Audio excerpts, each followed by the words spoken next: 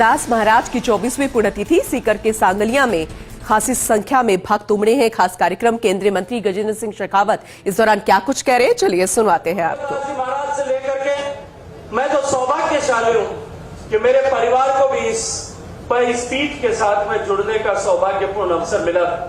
मैंने तो जब ओमदास जी महाराज ने मुझे निमंत्रण दिया था, आदेश दिया था, तब भी मैंने कहा था कि मेरे लिए तो ये मेरे पूर्वजों की धरती पर आकर के उनके तप के साथ में जुड़ने का एक अवसर है। मैं निश्चित आप सबके बीच में उपस्थित रहूंगा। इस पीठ की सोच कि साहिब के दरबार में कमी काय की नाय, साहिब के दरबार में कमी काय की नाय, जैसी तेरी भावना वैसा ही फल पाए। यहां आकर के जिसने जैसी भावना रखी है हमेशा उसको उसी तरह का फल जो है वो मिला है। तुलसीदास जी महाराज भी कह करके गए कि तन परहित बस जिनके मन माही तिन कहूं जग दुर्लभ कर सुनाए। जिनके मन में परहित की भावना है उनके लिए कोई भी काम दुर्लभ नहीं होता। और इस पीठ पे हम सब ने देखा कि बाबा दादोदास जी महाराज मानदास जी दादोसा के शिष्य थे और उन्होंने शायद खुद कभी फॉर्मल एजुकेशन में किताब नहीं पढ़ी हो, लेकिन शिक्षा की महत्ता को उस समय पहचाना और पहचान करके 5 गांवों में स्कूल अपने समय में विद्यालय प्रारंभ करके फॉर्मल एजुकेशन की शुरुआत की। बाबा केवलदास जी महाराज ने इस क्षेत्र में कॉलेज की स्थापना 1996 में।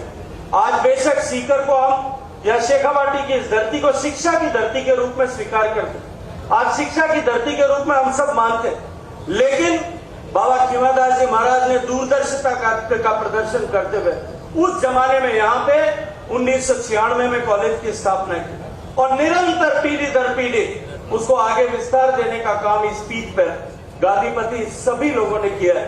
मैं बाबा ओमदास जी के श्री चरणों में प्रणाम करते हुए कि आज जो इस क्षेत्र की आवश्यकता है स्वामी बंशीदास जी महाराज के पावन नाम के साथ में जोड़ करके यह अस्पताल के निर्माण का इन्होंने साहसिक कदम उठाया।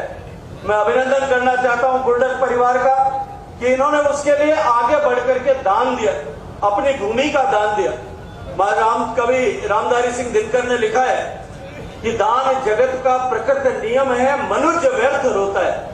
तो जान तो जो है प्रकृति का जो है सामान्य नियम है, जो कुछ भी जन्मा है उसको अंततः नीचे जो उसको जाना पड़ेगा, लेकिन जो समय पर दान कर देते हैं, समय की सापेक्ष दान कर देते हैं, उन लोगों का नाम इतिहास के पन्नों में हमेशा हमेशा लिखा जाता है। और मैं पूरी जिम्मेदारी के साथ में कहता हूं कि जब तक ये पीठ रहेगी, जब तक ये अस्पताल सेवा करेगा, जब तक बाबा बंशीदास जी के नाम से बना हुआ ये अस्पताल लोगों के दुख हरण के लिए काम करेगा, हर आने वाला व्यक्ति जो है इस बुल्डन परिवार के प्रति सम्मान और श्रद्धा व्यक्त करते हुए इनको धन्यवाद देगा।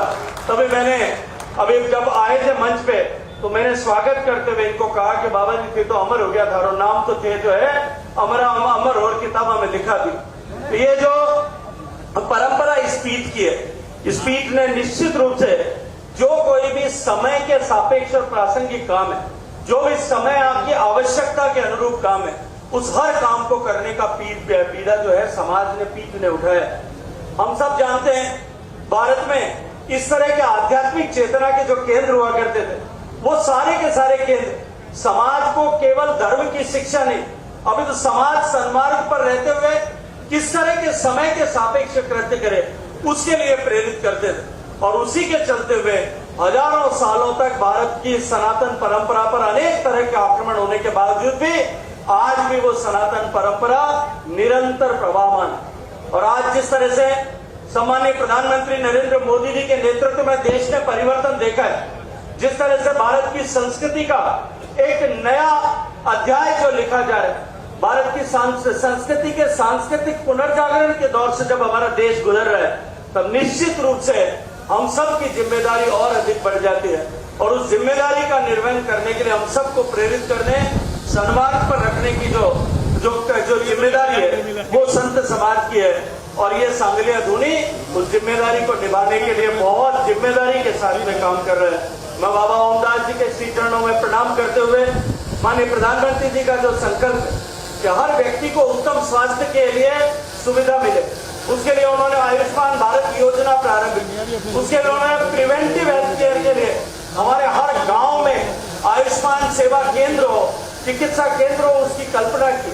और उसके साथ साथ में देश में बेहतर चिकित्सा सुविधाएं उपलब्ध हो, उसके लिए नए एम्स का निर्माण किया है। देश के हर जिले में मेडिकल कॉलेज खुल सके, इसके सपने को साकार किया। मुझे याद आता है जब हम 2014 में लोकसभा में थे, स्वामी सुमेधानंद जी सीकर में मेडिकल कॉलेज खुले, इसको लेकर के हमेशा प्रयासरत रहते थे।